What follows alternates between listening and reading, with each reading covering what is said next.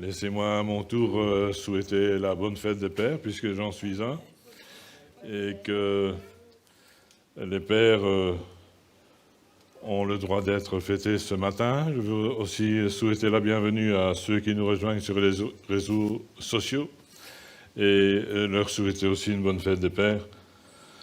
Les pères, les papas des papas, les grands-pères, comme il a dit, les nonos, et je vais m'arrêter là, parce que il y a les aînés renouvelés, mais voilà, je crois que c'est bien de savoir que le Seigneur est avec chacun d'entre nous. Alors, sans plus tarder, je voudrais demander à la régie de bien vouloir lancer 3 petites vidéos, et vous allez comprendre directement le thème de mon message ce matin. Alors, le titre que j'ai choisi, c'est le premier slide, le tout premier avec le titre « La restauration de nos pertes ». Et je pense que c'est bien de savoir que nous sommes en droit d'attendre la restauration de nos pertes. Alors je vais proposer que la régie lance la première petite vidéo. Des gens, peu fréquentables, sont avec Jésus et l'écoutent. Voyant cela, les pharisiens et les scribes murmurent entre eux. Des gens, peu fréquentables, sont avec Jésus et l'écoutent. Voyant cela, les pharisiens et les scribes murmurent entre eux. Cet homme Jésus fait bon accueil aux pécheurs. Il mange avec eux.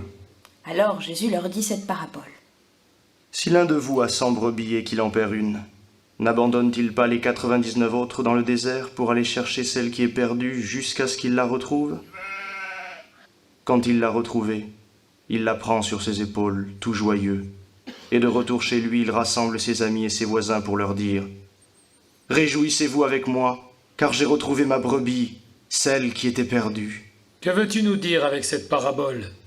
Je vous le dis, de la même façon il y aura de la joie dans le ciel pour un seul pécheur qui se convertit, plus que pour 99 justes qui n'ont pas besoin de conversion. Parabole de la brebis perdue. La deuxième petite vidéo que je vais vous montrer. Alors je vais proposer à la régie de la lancer. Jésus parle en parabole. Si une femme a 10 pièces d'argent et qu'elle en perd une, ne va-t-elle pas allumer une lampe, balayer la maison et chercher avec soin jusqu'à ce qu'elle la retrouve? Quand elle l'a retrouvée, elle réunit ses amis et ses voisines pour leur dire « Réjouissez-vous avec moi, car j'ai retrouvé la pièce d'argent que j'avais perdue. » Ainsi, je vous le dis, il y a de la joie devant les anges de Dieu pour un seul pécheur qui se convertit. Parabole de la drachme perdue et la troisième. Jésus raconte une nouvelle parabole à la foule venue l'écouter. Un homme avait 2 fils. Le plus jeune dit à son père, « Père, donne-moi ma part d'héritage. » Le père partage alors ses biens entre ses 2 fils. Peu de jours après, le plus jeune rassemble tout ce qu'il a et part pour un pays lointain où il dépense toute sa fortune en menant une vie de désordre. Il a tout dépensé quand une grande famine touche le pays et il commence à se trouver dans le besoin. Il trouve un emploi auprès d'un habitant du pays qu'il envoie dans ses champs garder les porcs. Il voudrait bien se remplir le ventre avec les gousses que mangent les porcs, mais personne ne lui donne rien. Alors il réfléchit et se dit « Combien d'ouvriers de mon père ont du pain en abondance et moi, ici, je meurs de faim. Je me lèverai, j'irai vers mon père et lui dirai « Père, j'ai péché contre le ciel et envers toi. Je ne suis plus digne d'être appelé ton fils. Traite-moi comme l'un de tes ouvriers. » Il se lève et s'en va vers son père. Alors qu'il est encore loin, son père l'aperçoit. Saisi de compassion, il se jette à son cou et le couvre de baisers. « Père, j'ai péché contre le ciel et envers toi. Je ne suis plus digne d'être appelé ton fils. » Mais le père dit à ses serviteurs, « Vite, apportez le plus beau vêtement pour l'habiller, mettez-lui une bague au doigt et des sandales aux pieds. Allez chercher le veau gras, tuez-le, mangeons et faisons la fête. Car mon fils que voilà était mort, et il est revenu à la vie. Il était perdu, et il est retrouvé. » Et il commence à faire la fête. Or, le fils aîné était au champ. Quand il revient à la maison, il entend la musique et les danses. Appelant une des servantes, il lui demande ce qui se passe. Celle-ci répond « Ton frère est arrivé, et ton père a tué le veau gras parce qu'il a retrouvé ton frère en bonne santé. » Alors le fils aîné se met en colère et refuse d'entrer. Quand son père vient le supplier de les rejoindre, il lui dit « Il y a tant d'années que je suis à ton service sans t'avoir jamais désobéi. Et jamais tu ne m'as donné un chevreau pour faire la fête avec mes amis. Mais quand ton fils revient après avoir dépensé tout son argent n'importe comment, tu fais tuer pour lui le veau gras. » Le père répond « Toi, mon enfant, tu es toujours avec moi. Et tout ce qui est à moi est à toi. Il faut faire la fête et se réjouir. Car ton frère que voilà était mort, et il est revenu à la vie. Il était perdu, et il est retrouvé. »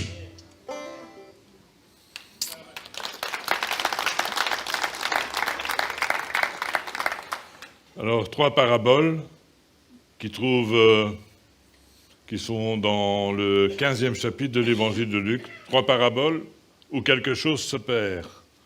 Quelque chose se perd, mais si on analyse bien chaque situation, on voit que l'objet perdu gagne en importance. Dans la première parabole, nous voyons que le berger va perdre 1/100 de son avoir. Dans la deuxième parabole, nous voyons que la femme va perdre 1/10 de son avoir.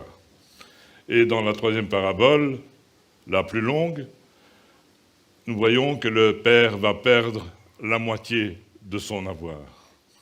On voit que la perte devient proportionnellement plus considérable. Il ne faut pas être grand mathématicien, il y a probablement des profs de maths. C'était un cauchemar pour moi, les maths, mais à ce niveau-là, ça peut encore aller. La perte devient proportionnellement beaucoup plus considérable. Et si dans le premier cas, on voit aussi qu'il s'agit de la perte d'un objet, on peut passer au slide suivant. Dans la première situation, nous voyons que le berger perd un animal. Il s'agit de la perte d'un animal. Dans la deuxième situation, nous voyons que la femme va perdre un objet. Elle va perdre une de ses 10 pièces d'argent. Et dans la troisième situation, nous voyons que le père va perdre la moitié de ses fils. Il s'agit de la perte d'un être humain. Alors c'est vrai que quand on analyse les différentes pertes, on peut s'imaginer que la perte la plus déroutante, la perte la plus déconcertante, la plus traumatisante, la plus tragique, c'est la dernière, parce que le père perd un être humain. Quelle que soit la parabole, nous voyons que les 3 paraboles se terminent par la joie d'avoir retrouvé ce qui avait été perdu. La première parabole nous parle d'un berger qui perd une de ses 100 brebis. Et il va se mettre littéralement en peine pour retrouver sa brebis égarée. Le 3e slide, on peut passer au 3e slide, il va se mettre en peine pour sa brebis égarée. Si vous lisez bien la parabole, vous verrez qu'on ne sait rien sur la brebis égarée. On ne sait rien non plus sur les circonstances de son égarement. Ce qu'on sait simplement, c'est qu'elle n'est plus avec les autres et qu'il faut absolument la retrouver. Ce qui est remarquable dans cette parabole, c'est que pour retrouver cette seule brebis qui s'est égarée, le berger va faire tout ce qui est dans ses possibilités. Il va abandonner les 99 autres pour retrouver celle qui s'est perdue, jusqu'à ce qu'il retrouve celle qui s'est perdue. C'est très intéressant de voir qu'il va abandonner ses 99 autres brebis jusqu'au moment où il aura retrouvé celle qui est perdue. Ceci signifie que cette seule brebis a du prix à ses yeux.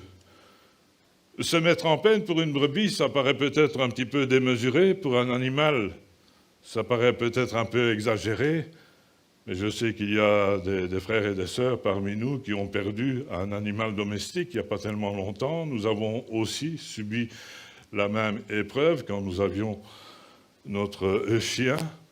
On crée des liens, même si l'animal n'arrive pas à parler, il arrive à se faire comprendre. Et quelque part, quand on doit s'en séparer, ça provoque une peine incommensurable. À plus forte raison, le berger qui va perdre une de ses brebis, la brebis de son cheptel. Peut-être a-t-elle été dévorée, peut-être se met-il en peine pour les autres qui pourraient subir le même sort. Le slide suivant nous montre aussi que la deuxième parabole va nous faire part de cette femme qui perd une drachme. La femme perd malencontreusement une pièce de monnaie, une drachme.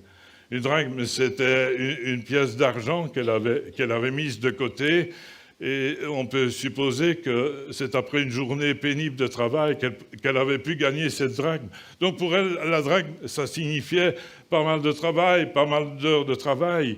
Elle va se mettre à la recherche de cette drachme. Elle ne va pas laisser tomber jusqu'au moment où elle aura retrouvé cette drachme.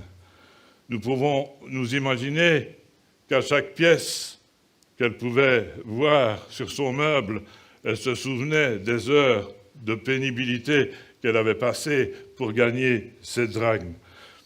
La parabole nous montre qu'elle ne va pas laisser tomber. Elle va allumer une lampe, elle va balayer la maison, elle va probablement déplacer des meubles.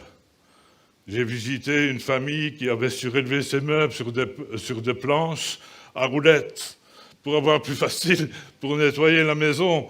Mais je ne pense pas que cette femme ait pensé à cela. Lorsqu'elle doit chercher cette drachme, elle va devoir déplacer les meubles, elle va devoir déplacer tout ce qui est dans ses possibilités, elle va devoir aussi s'éclairer d'une lampe jusqu'à ce qu'elle l'ait retrouvée. On peut s'imaginer cette femme qui va se mettre à genoux, qui va s'accroupir pour essayer de retrouver cette drachme avec sa lumière, en espérant peut-être voir le reflet d'une pièce d'argent par terre. On peut s'imaginer aussi qu'elle va écouter pour voir si la pièce n'est pas encore en train de rouler en dessous de son meuble. Mais ce qui est remarquable, c'est que cette femme ne va pas laisser tomber jusqu'à ce qu'elle ait retrouvé cette pièce d'argent. Souvenons-nous qu'à l'époque de Jésus, les maisons étaient beaucoup plus obscures que les nôtres. Une petite entrée, quelques petites fenêtres. Donc on peut s'imaginer qu'elle a dû chercher jusqu'au moment où elle a retrouvé cette pièce d'argent. La troisième parabole, le slide suivant, nous raconte l'histoire du fils qu'on appelle le fils prodigue, le fils perdu. Mais quand on réalise bien, quand on analyse bien la parabole, c'est plutôt le fils qui prend la décision de se perdre. À bien y réfléchir, quand on lit la parabole, il y a deux fils, et il y a un papa aimant. Il y a le fils qui décide de partir, de tout planter, de s'en aller. Il y a le fils qui reste à la maison. Et puis il y a aussi le papa aimant. On peut réfléchir un petit peu aux raisons qui ont pu pousser ce cadet à vouloir fuir la maison. Probablement l'attirant du monde extérieur, parce qu'il a peut-être l'impression, et ceux qui s'en vont comme ça ont parfois l'impression que l'herbe est plus verte ailleurs que chez soi. Et on s'en va. Peut-être la routine familiale. Il en a peut-être marre de voir le train-train quotidien de la famille, il veut tout casser, il veut s'en aller. Peut-être l'aventure, vous avez des gens qui aiment bien le goût de l'aventure. Ils aiment bien le stress quelque part, de l'inconnu, ils aiment bien découvrir des choses qu'ils ne connaissent pas. Puis peut-être aussi son désir d'indépendance. Si on lit la parole de Dieu, le chapitre 15 de l'évangile de Luc, on voit qu'il va choisir le pays le plus lointain possible. Pourquoi faire? Parce qu'il veut être le plus éloigné possible de sa famille. Il veut son indépendance. Mais pour pouvoir vivre son indépendance, pour pouvoir la vivre à fond, il aura besoin d'argent. Et cet argent, il va le réclamer à son père. Il va le réclamer à son père. Il va vouloir partir le plus loin possible. Réclamer l'argent à son père, alors que son père est encore vivant. C'est comme s'il avait souhaité que son père soit mort.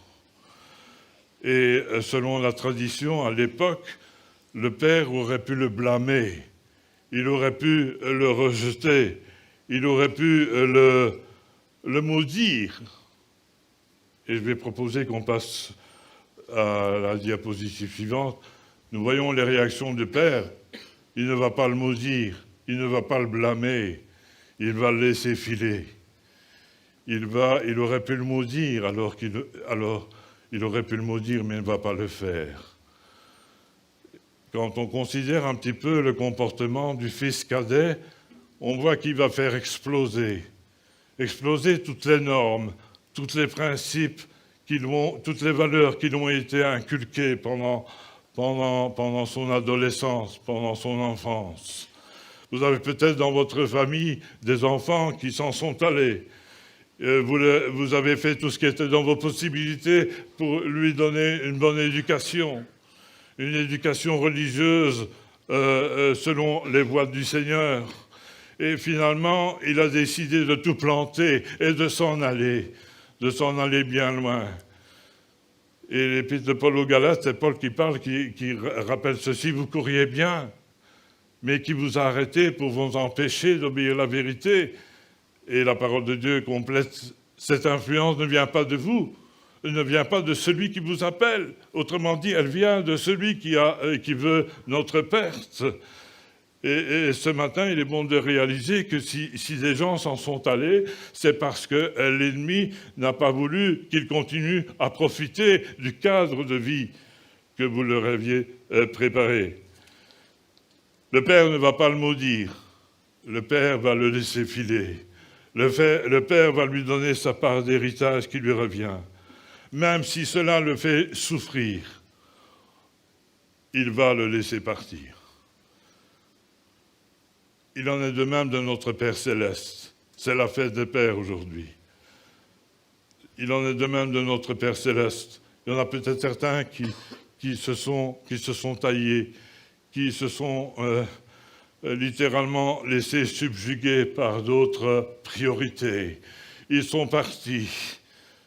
Et notre Père céleste nous laisse faire nos propres expériences. Il ne va jamais nous empêcher, il ne va jamais nous bloquer, il ne va jamais nous maudire, il ne va jamais non plus nous empêcher de faire nos expériences, parce qu'il est Père et il veut le rester jusqu'au plus profond de son être.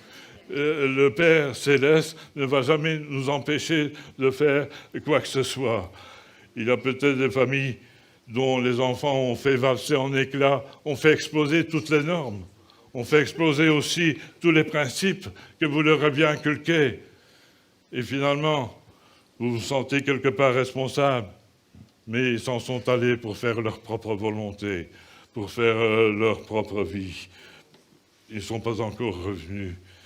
Il y a peut-être des familles qui pleurent encore le départ de certains de leurs enfants, peut-être dans le naturel, peut-être des enfants qui ont fugué, qui s'en sont allés le plus loin possible et qui ne sont pas encore revenus chez vous.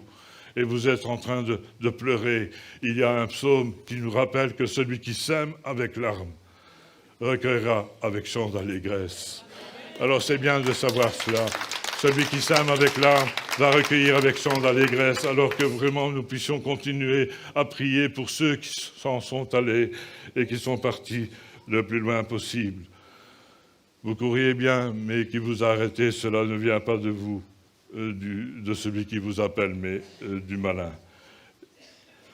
Le slide suivant, le fils qui est parti est prodigue.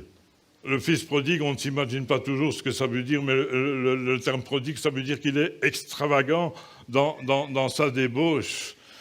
Il n'y aura aucun frein, il va se souiller le plus possible, il sera sans frein dans sa déchéance. Mais ce qu'il ne réalise pas, c'est qu'en se coupant du Père, il allait, à long terme, s'appauvrir. Quand des jeunes s'en vont, quittent la maison, ils ne réalisent pas toujours qu'ils sont en train de s'appauvrir. Il n'y a plus ce cadre familial, il n'y a plus ces sécurités, il n'y a plus cette abondance. Et ce n'est qu'au moment où il se sentira acculé, sans plus aucune alternative. Ce n'est à partir de ce moment-là qu'à partir de ce moment-là qu'il va commencer à envisager son retour.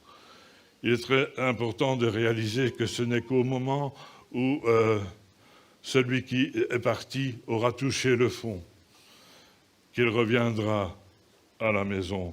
Non seulement le Fils s'en va, mais il va dépenser tout ce qu'il a sous la main. Il va dépenser ce qu'il a et il va vivre. La parole de Dieu nous dit qu'en plus il y aura une famine et il va s'appauvrir, il va toucher le fond. Et ce n'est qu'au moment où il aura touché le fond le plus bas qu'il va déclarer, Luc chapitre 15, verset 18, « Je me lèverai, j'irai vers mon Père. Je lui dirai, mon Père, j'ai péché contre le ciel et contre toi. Je ne suis plus digne d'être appelé ton fils. Traite-moi comme l'un de tes mercenaires.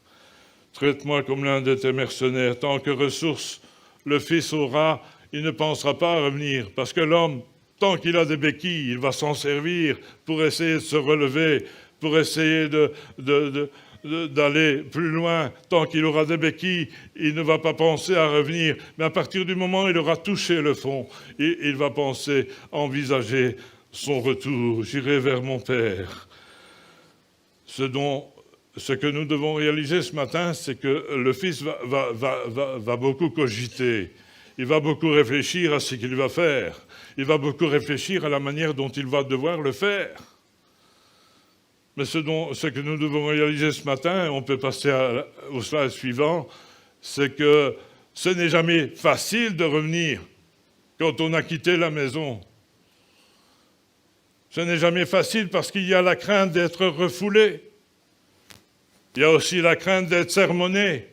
Je t'avais dit ceci, je t'avais dit cela, tu n'aurais pas dû faire ceci, tu n'aurais pas dû faire cela. Et puis il y a aussi la honte. La honte parce qu'il faut reconnaître ses erreurs. Parce que quelque part, il faut reconnaître avoir fait fausse route. C'est pas facile pour quelqu'un qui a quitté sa famille de sang, mais sa famille aussi spirituelle, de revenir. Parce qu'il y a la honte, parce qu'il y a toutes ces craintes d'être refoulé, d'être sermonné. Il y a la crainte parce qu'on a fugué. Il y a peut-être la crainte de revenir dans une église parce qu'on l'a mal jugé, parce qu'on l'a critiqué, de retrouver des frères et sœurs sur lesquels on a dit mille et une choses qui finalement qu'on regrette. Ceci est bien illustré dans les deux attitudes de ceux qui sont restés à la maison. Il y a d'abord l'attitude du père, et puis il y a l'attitude du fils aîné, du grand frère. L'attitude du père, l'attitude du fils aîné, du grand frère. Ce matin, je voudrais vous inviter à avoir l'attitude du père. C'est la fête des pères, que vraiment nous soyons pères et nous puissions le rester. Et ne pas avoir l'attitude du fils aîné et du grand frère. L'attitude du père.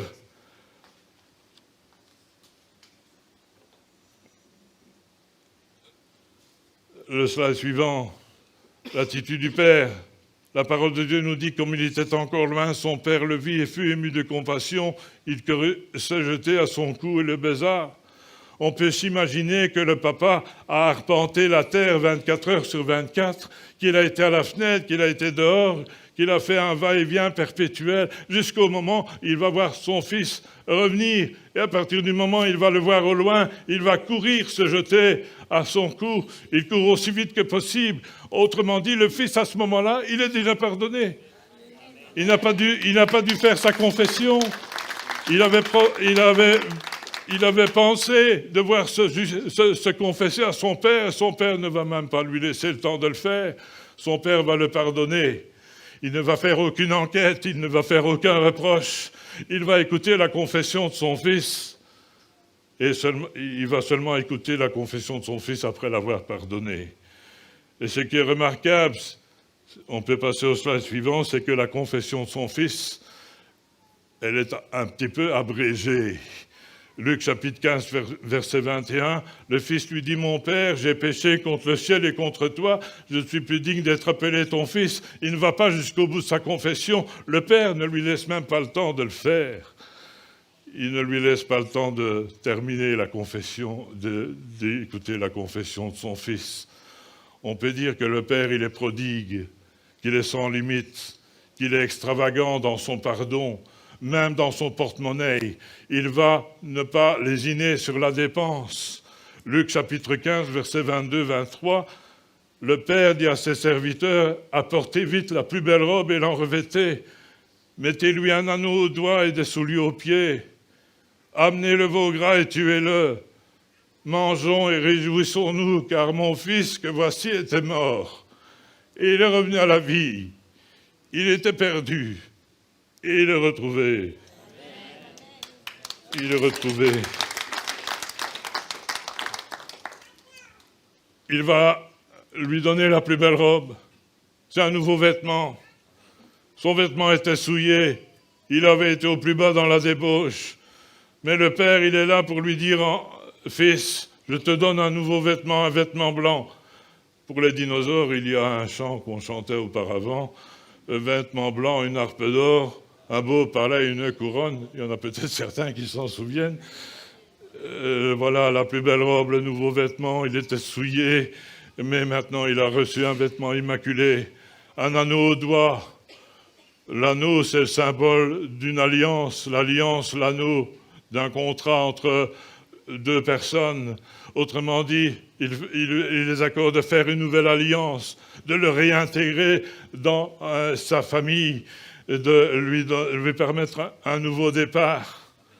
Et puis, les souliers aux pieds, il était parti nu-pied, il était esclave, mais le fait de lui avoir donné de nouveaux souliers, des souliers aux pieds, c'est bien la preuve d'esclave qu'il était. Il veut qu'il se redevienne un homme libre.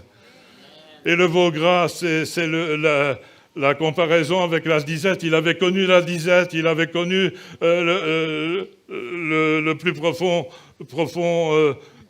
déclin, et voilà qu'il va connaître la plénitude. À l'image du père de la parabole, notre Dieu n'est pas un Dieu de parcimonie, mais il est un Dieu de plénitude. Alors en ce jour de fête des pères, quel réconfort de savoir qu'on a un Père tel que lui.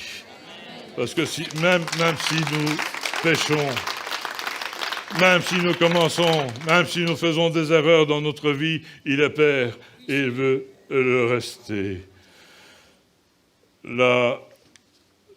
Le slide suivant nous montre aussi le fils aîné qui est resté à la maison, l'attitude du fils aîné. Luc chapitre 15, versets 25 à 30. Or, le fils aîné était dans les champs. Lorsqu'il revint et approcha de la maison, il entendit la musique et les danses. Il appela un de ses serviteurs et lui demanda ce que c'était. Et ce serviteur lui dit, « Ton frère est de retour, et parce qu'il a retrouvé en bonne santé, ton père a tué le veau gras. » Il se mit en colère et ne voulut pas entrer. Son père sortit et le pria d'entrer, mais il répondit à son père, « Voici, il y a tant d'années que je te sers, sans jamais avoir transgressé tes ordres. Et jamais tu ne m'as donné un chevreau pour que je me réjouisse avec mes amis. Et quand ton fils est arrivé, celui qui a mangé ton bien avec des prostituées, c'est pour lui que tu as tué le veau gras. » Les réactions du fils, on voit dans le slide suivant qu'il va se mettre en colère. Il va se mettre en colère. L'autre chose qu'il va faire, il va refuser de participer à la fête. Il estime qu'on ne peut pas faire la fête. Lui, il a toujours été à la maison. Alors pourquoi faire la fête pour quelqu'un qui a quitté la maison? Il ne veut pas rentrer, partager la joie du Père. On voit qu'il est égoïste, rancunier. Et on voit aussi qu'il fait valoir ses œuvres. Il y a tant d'années que je te sers. Et tu n'as jamais fait la fête avec moi. Et le Père de devoir lui dire, tu as toujours été avec moi. Un tel comportement ne fait qu'attrister Dieu, car avec lui tout est grâce. Le fils aîné va vouloir faire valoir ses œuvres, va vouloir faire faire valoir tout ce qu'il a fait pour son père. Ce n'est pas un cœur que le père a placé, que le fils aîné, c'est une calculatrice. Il est en train de comptabiliser tout ce qu'il a fait. Il est en train de faire l'inventaire de tout ce qu'il a fait.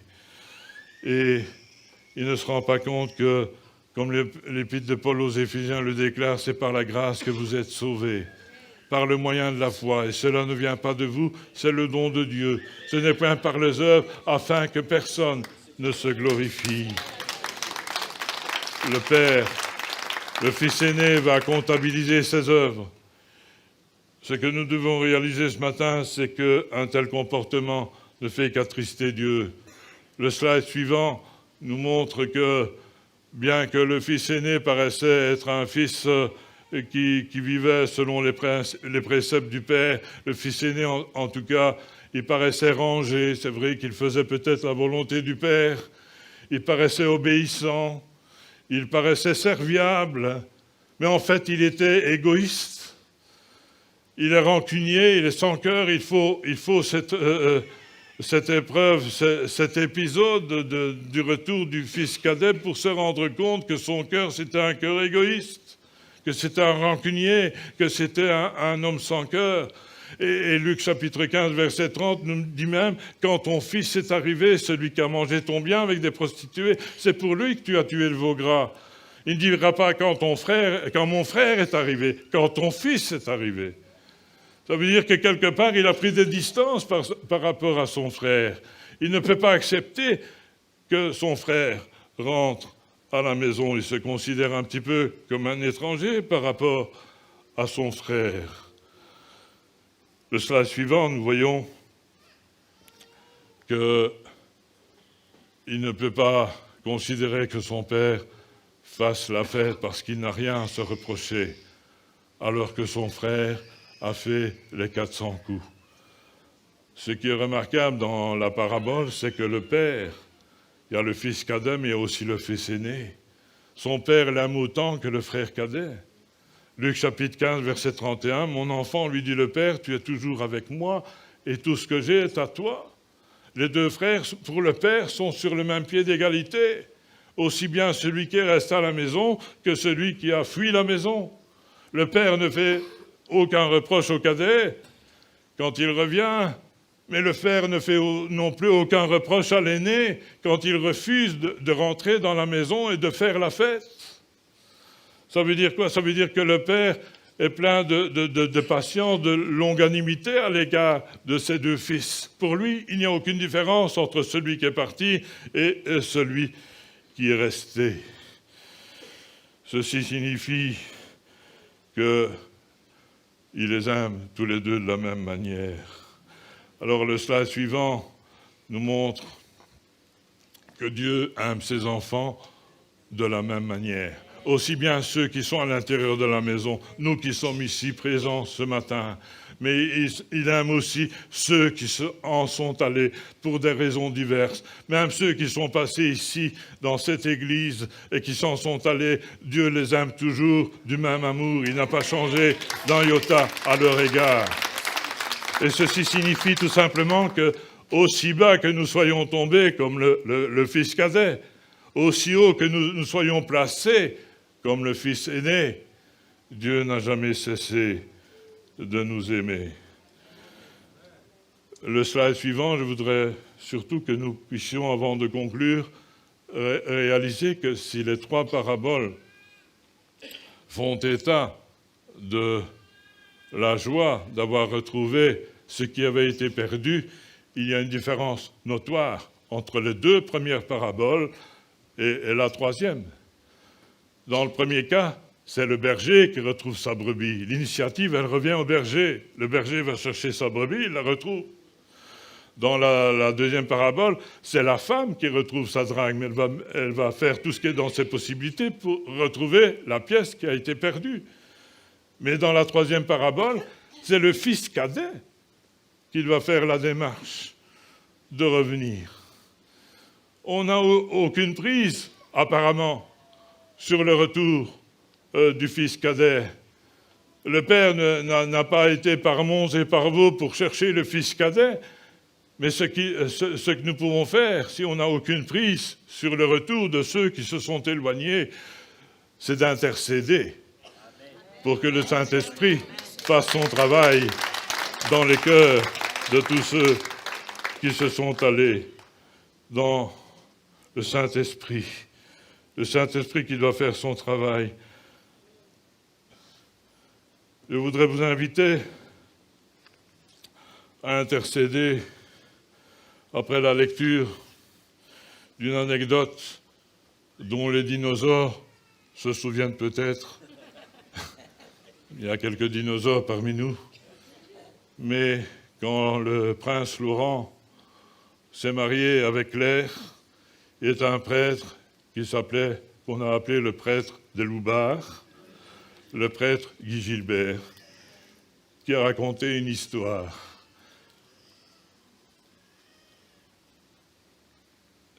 Et c'est l'histoire des foulards blancs.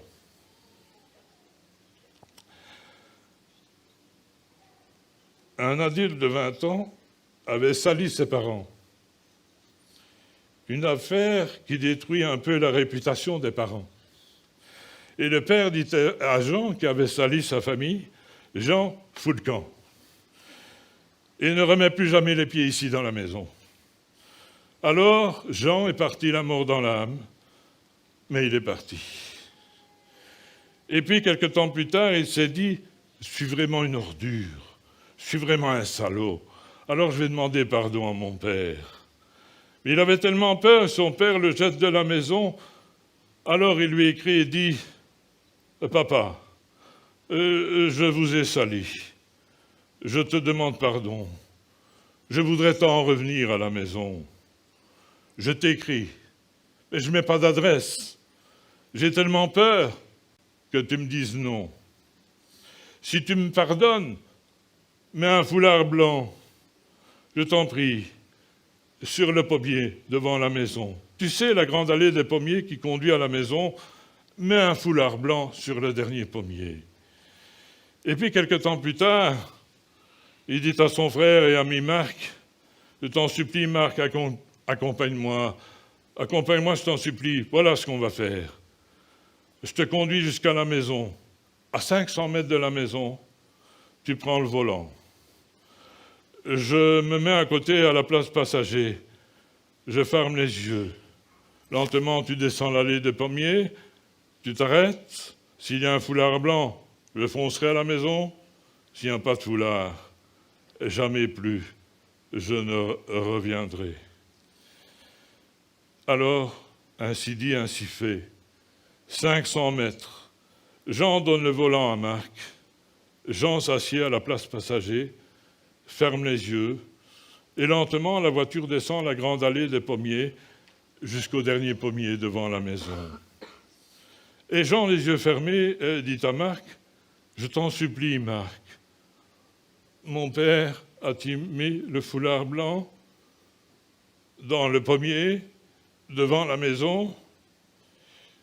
Et Marc lui dit, « Non, non, Jean, il n'y a pas de foulard dans le pommier devant la maison, mais il y en a des centaines tout au long de l'allée. »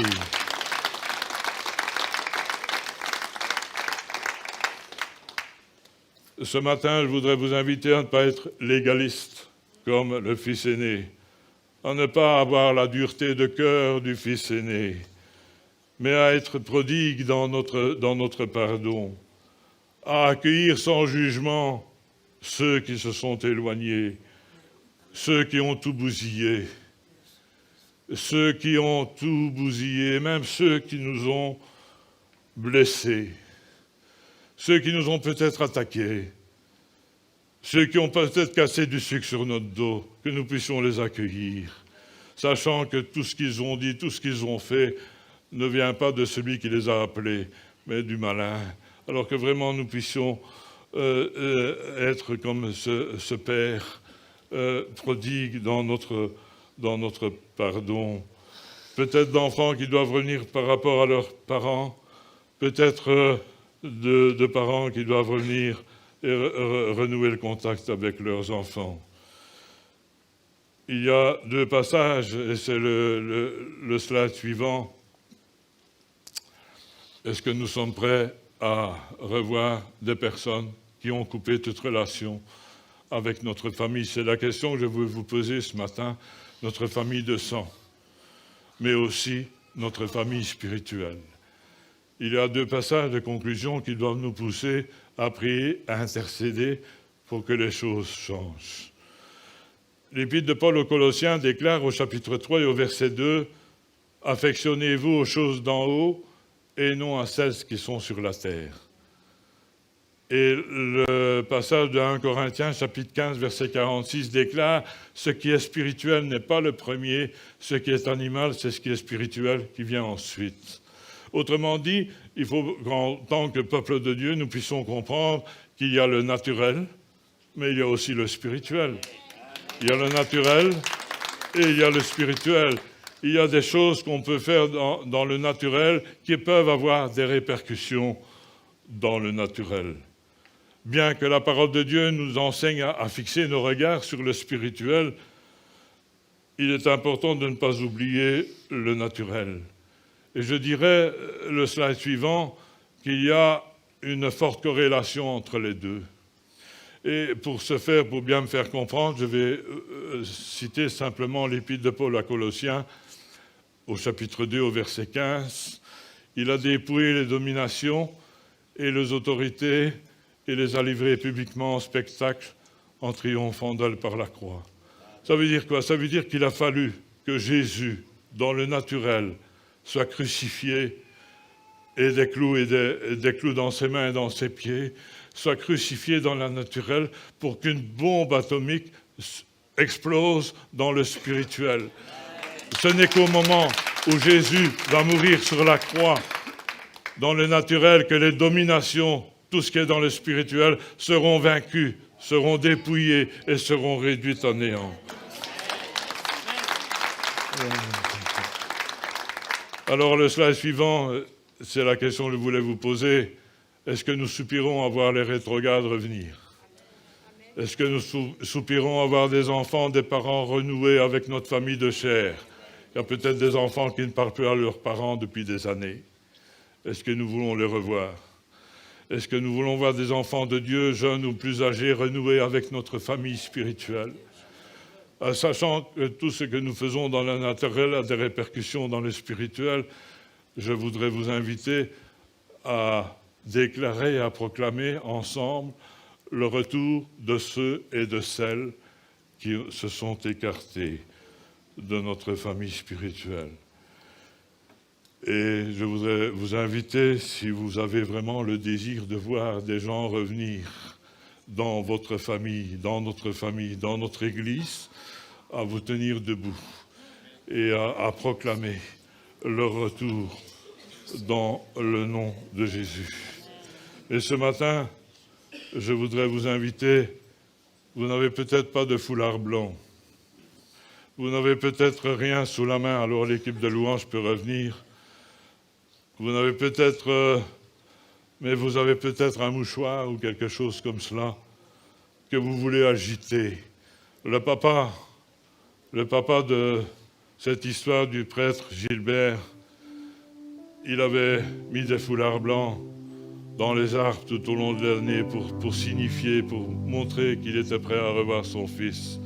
Est-ce que nous sommes désireux de revoir nos enfants spirituels, ceux qui ont été engendrés par la vertu du Saint-Esprit?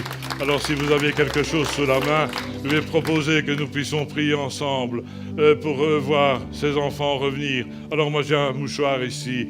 Vous n'avez peut-être pas un mouchoir, vous avez peut-être autre chose sous la main, mais si vous avez le désir de voir vos enfants revenir, de voir des enfants revenir dans la maison du Seigneur, je voudrais vous inviter à prier et à agiter ce mouchoir dans le nom de Jésus. Alléluia, Seigneur, alléluia,